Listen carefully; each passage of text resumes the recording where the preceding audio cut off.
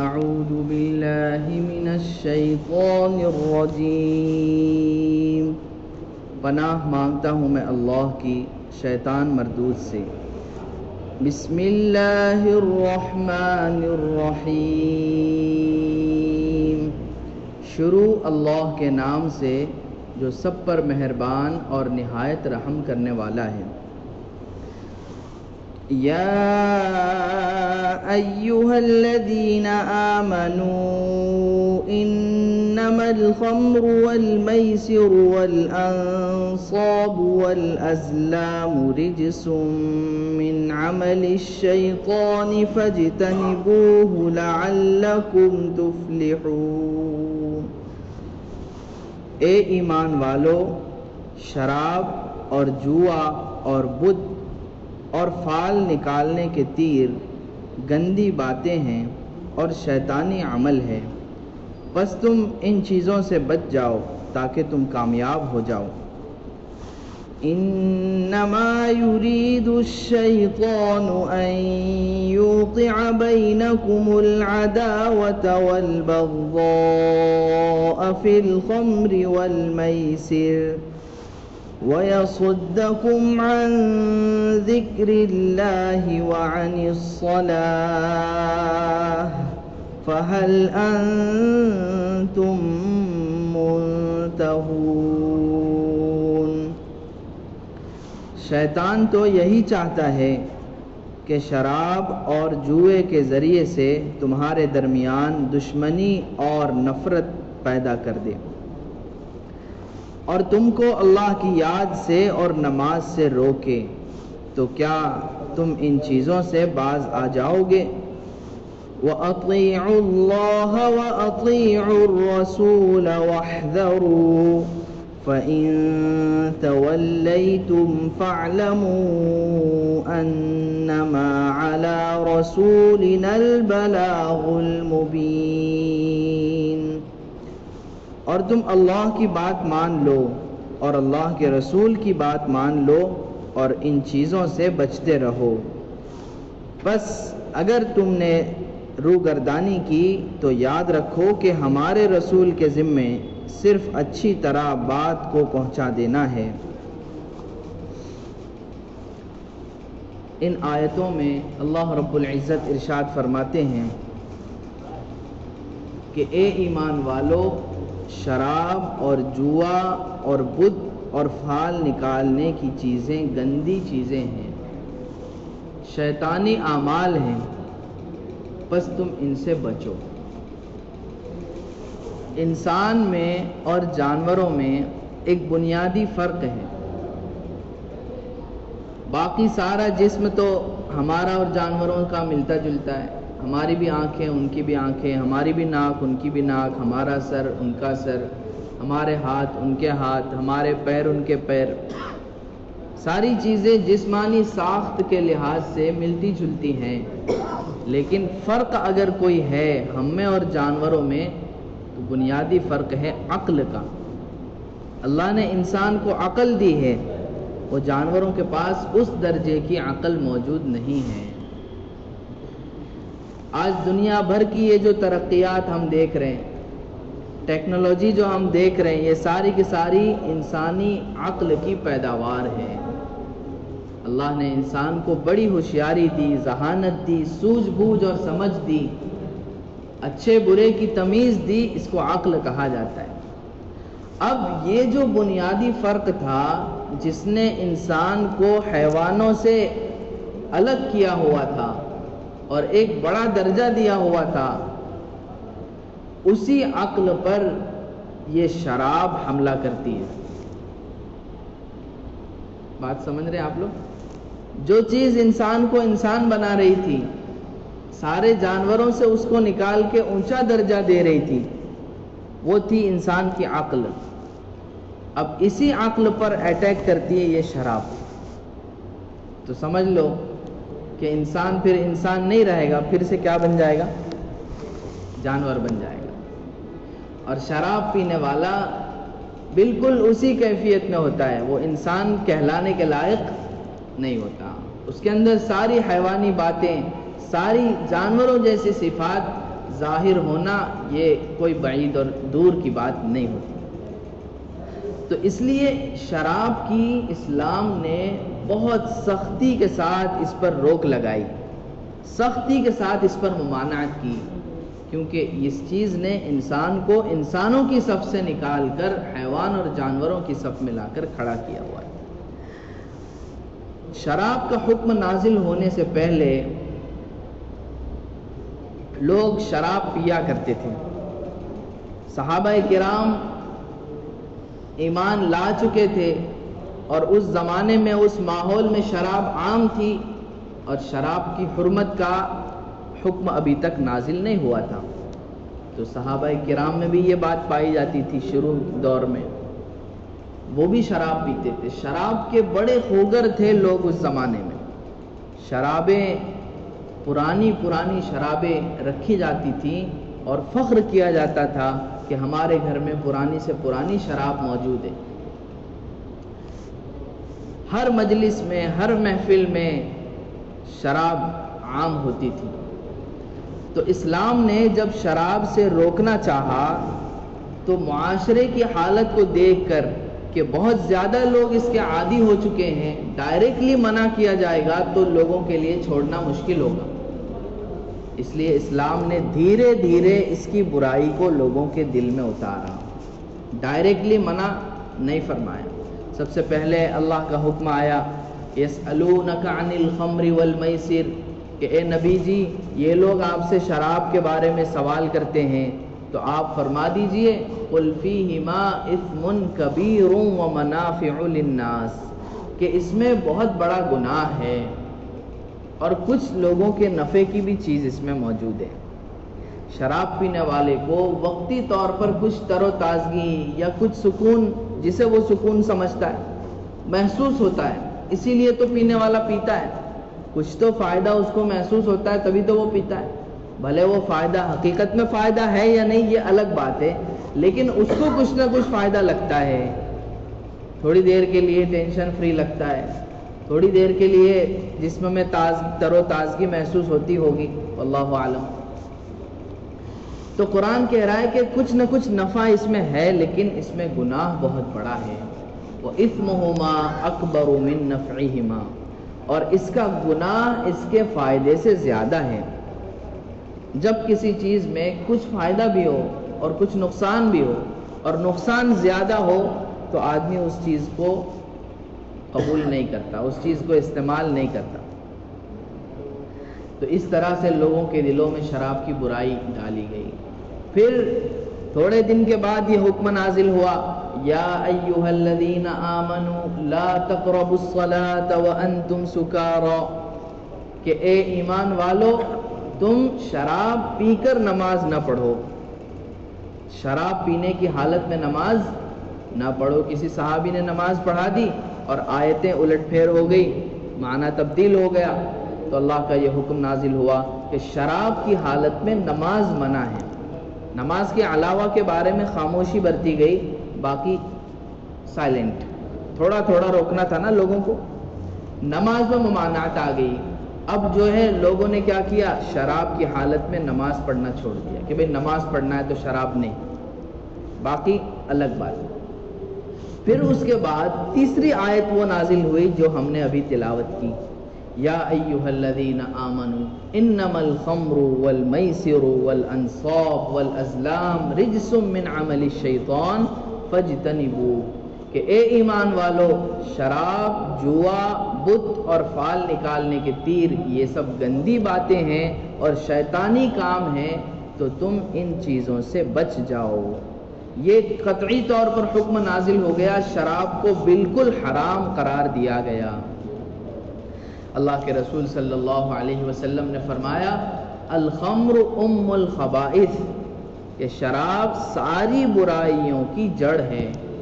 جب آدمی شراب پی لیتا ہے اس کی عقل معوف ہو جاتی ہے، ختم ہو جاتی ہے، اس میں خیر اور شر کی تمیز باقی نہیں رہتی، اچھے برے کو پہچاننے کی صلاحیت ختم ہو جاتی ہے، پھر وہ سامنے والا کون ہے، میرا سگا ہے یا میرا پرایا ہے، میری ماں ہے یا میری بیوی ہے، یہ ساری تمیز ختم ہو جاتی ہے۔ جب آدمی شراب پی لیتا ہے اس کے بعد وہ ہر کام کر سکتا ہے، ہر گناہ کر سکتا ہے، کچھ بعید نہیں ہے کہ وہ کیا کر بیٹھے، اس لیے کہ گناہوں سے روکنے والی جو چیز تھی عقل، وہی عقل کیا ہو چکی ہے، اس پر پردہ پڑ چکا ہے۔ اللہ تبارک و تعالیٰ فرماتے ہیں کہ یہ گندی چیزیں ہیں، ایک ایمان والے کو اس کے قریب جانا جائز نہیں ہے۔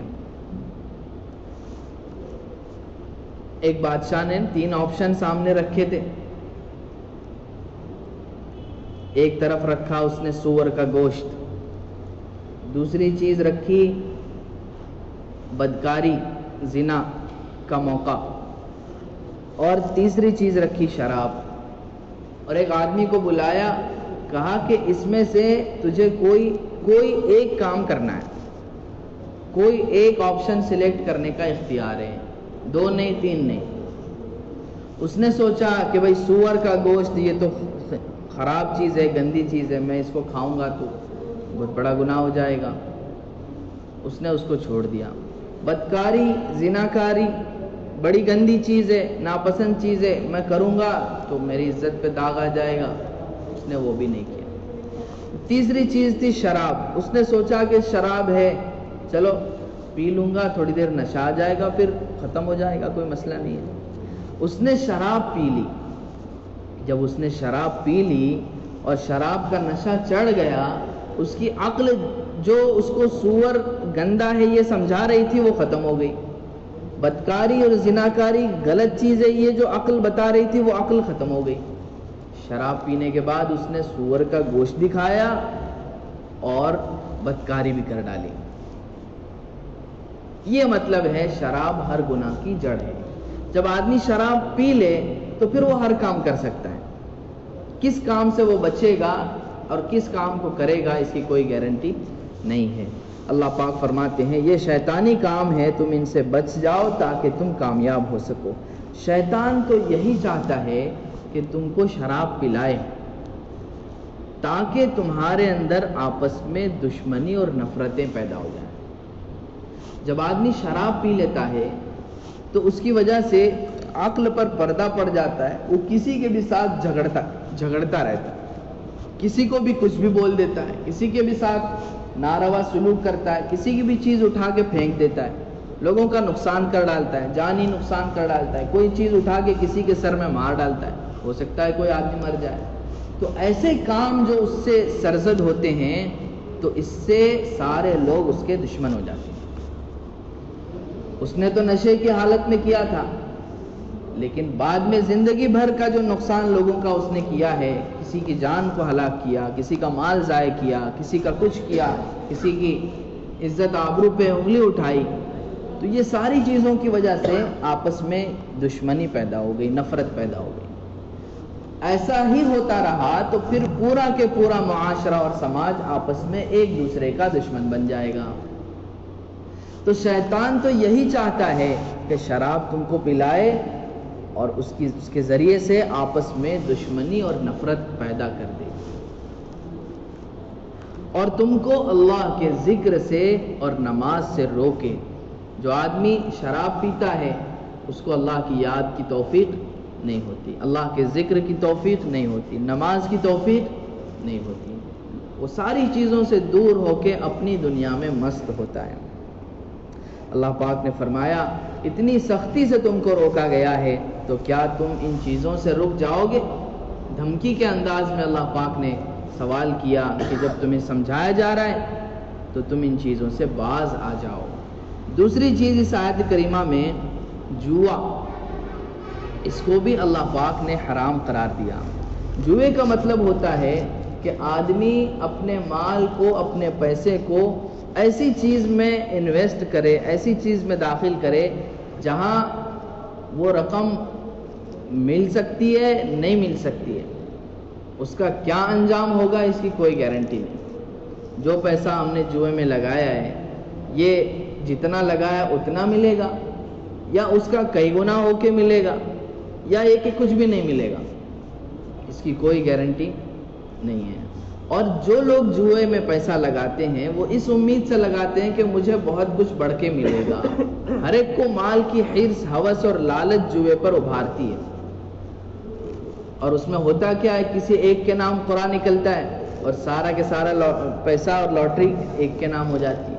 یہ جو دوسرے لوگ تھے جنہوں نے پیسہ اس امید سے لگایا ہوا تھا کہ ہم کو کچھ دگنا تگنا ملے، ان سب کی دلی رضامندی کے بغیر یہ کوئی راضی ہے اس بات سے کہ ہم کو زیرو ملے؟ سب ناراض ہیں. سب کا ناراضگی والا پیسہ، سب کے دل دکھا کر ایک آدمی کو دیا گیا پیسہ اس کے لیے حلال نہیں ہے. اس کا کیا حق ہے ان لوگوں سے پیسہ لینے کا؟ اس آدمی کو جس کے نام لاٹری لگی ہے، 100 آدمیوں کا پیسہ اس کو ملا، کیا رائٹ بنتا ہے اس کا ان 100 لوگوں سے پیسہ وصول کرنے؟ اور وہ بھی کیسا؟ یہ لوگ خوش نہیں ہیں.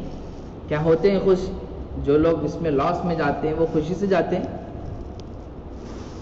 تو زبردستی لوگوں کی جیب سے پیسہ نکالنے کا یہ طریقہ ہے. اسلام نے اس کو سخت طور پر حرام قرار دیا. تجارت کو حلال قرار دیا کہ آپ کوئی چیز بیچو، اس میں نفع کماؤ، سامنے والا خوشی سے آپ کی چیز لیتا ہے، اس میں زبردستی کی کوئی بات نہیں ہے. لیکن یہ جو معاملہ ہے جوئے کی شکل کا، اور آج کل تو دوستو جوئے کی نئی نئی شکلیں آن لائن موجود ہو چکی ہیں. بہت سے لوگ کثرت کے ساتھ ان جوئے کی الگ الگ شکلوں میں مبتلا ہوتے جا رہے ہیں. یہ انویسٹمنٹ، وہ انویسٹمنٹ، کبھی ریٹ بڑھے گا کبھی ریٹ گھٹے گا، یہ سب جوئے کی شکلیں. بظاہر یہ سب جوئے کی شکلیں، چاہے اس کا نام جوا رکھا گیا ہو یا نہ رکھا گیا ہو. کوئی اس کو تجارت کے نام سے کرتا ہو، کسی اور بزنس کے نام سے کرتا ہو، لیکن یہ جو کھیل کا طریقہ ہے جو بالکل جوئے سے ملتا جلتا ہے، یہ سب کے سب جوئے میں شامل ہے. آدمی کو ان سب چیزوں سے احتیاط کرنا بہت ضروری ہے. آن لائن کتنے اپلیکیشنز ایسے ہیں، یہ میچز چلتے ہیں کرکٹ کے وغیرہ، اس میں بھی تو ہوتا ہے. ڈریم 11 وغیرہ ایسے ایپ ہوتے ہیں کہ آدمی، آپ مجھ سے زیادہ جانتے ہیں، ٹیم بناتا ہے نا باقاعدگی کے ساتھ، اور اگر وہ جیت گیا تو آپ کو پیسہ ملے گا اور نہیں جیتا تو آپ لاس میں چلے جائیں گے. یہ ساری کی ساری شکلیں آج کل جوئے کی بہت مختلف طور سے پھیلی ہوئی ہیں، اور بہت بڑا طبقہ اس میں ہمارا نوجوان طبقہ مبتلا ہوتا جا رہا ہے. اس لیے گزارش ہے دوستو، ان ساری چیزوں سے ہم احتیاط برتیں. اگر کوئی ہمارے سامنے معاملہ ہے علماء کرام سے ہم اس کی تحقیق کریں کہ یہ جائز بھی ہے یا نہیں. اگر جائز ہونے کی بات سامنے آئے تو اس کو اختیار کریں، ناجائز ہونے کی بات سامنے آئے تو اس کو چھوڑ دیں. یہی ایک ایمان والے کا طریقہ ہے. اسی طرح سے تیسری چیز اس آیت کریمہ میں بتائی گئی، فال کے تیر. گزشتہ کل کی تفسیر میں بھی یہ بات آئی کہ عرب لوگوں کا یہ طریقہ تھا کہ ایک اونٹ کو ذبح کرتے تھے اور اس میں مان لو 10 آدمیوں کا برابر سرابر پیسہ لگا ہوا ہے. اب ذبح کرنے کے بعد اس کا گوشت 10 لوگوں کو برابر ملنا چاہیے تھا، لیکن وہ سٹے بازی کرتے تھے. تیر ان کے پاس بنے ہوئے تھے، کسی پر لکھا ہوتا تھا 20%، کسی پر لکھا ہوتا 30%، کسی پر 50، کسی پر 0. اب یہ تیر اچھالتے تھے، جس کے حصے میں جو تیر آیا اس پہ جو لکھا ہوا ہے اتنا حصہ گوشت اس کو ملے گا. کسی کو بہت کچھ مل جاتا اور کسی کو کچھ بھی نہیں ملتا. تو اللہ فرماتے ہیں کہ اس طرح سے فال کے تیر اور اس طرح سے سٹے بازی کا کاروبار کرنا یہ جائز نہیں ہے، یہ حرام ہے، یہ شیطانی کام ہے، ایسا کرنا جائز نہیں ہے. اس کے علاوہ فال نکالنے کی ایک رسم ہمارے یہاں بھی چلتی ہے. کوئی شادی بیاہ کا موقع ہے، کوئی اہم کام ہم کرنے جا رہے ہیں، تو کچھ لوگ ایسے ہوتے ہیں جو فال کا کاروبار کرتے ہیں. لوگ ان کے پاس جاتے ہیں، اپنی انفارمیشن دیتے ہیں، جو وہ پوچھتے ہیں، بھائی آپ کی برتھ ڈیٹ بتاؤ، یہ بتاؤ، وہ بتاؤ، ساری چیزیں جو سوالات کرتے ہیں اس پر سے پھر وہ پتہ نہیں کیسے فال کھول کے بتاتے ہیں کہ آپ کی یہ شادی کامیاب ہوگی یا نہیں ہوگی. یہ پورا کے پورا غیر مسلموں کا طریقہ ہے. ان کے یہاں ایسی کنڈلیاں اور یہ سب چیزیں چلتی ہیں، ان کا دیکھا دیکھی مسلمانوں میں بھی یہ چیزیں شامل ہو چکی ہیں. اس لیے دوستو بزرگوں، مستقبل کا علم، غیب کا علم اللہ کے علاوہ کسی کو نہیں ہے. کوئی نہیں بتا سکتا کہ یہ شادی کامیاب ہوگی یا نہیں. وہ فال کھولنے والا اگر اتنا ہی ہوشیار ہوتا تو وہ فال کی دکان نہ کھولتا، وہ کوئی بہت بڑا آدمی ہوتا ہے یا نہیں بولو؟ ارے وہ کوئی بہت بڑا سیٹ ہوتا، بہت بڑا بزنس مین ہوتا، یا بہت کچھ کر چکا ہوتا، دنیا میں نام کما چکا ہوتا، لیکن وہ ایسے لوگ. تو ان چیزوں سے احتیاط کرنا، بد فالی لینا، کسی بات کو دیکھ کر اس کا غلط مطلب نکالنا، نگیٹو تاثر لینا، اس چیز کو اسلام میں پسند نہیں کیا. ہاں نیک فالی یہ ٹھیک ہے، آپ کسی چیز کو دیکھ کر اس کے اچھے معنی لے کر اس سے اچھا مطلب نکال کے امید اچھی رکھی جائے، یہ چیز حدیث شریف سے بھی ثابت ہے.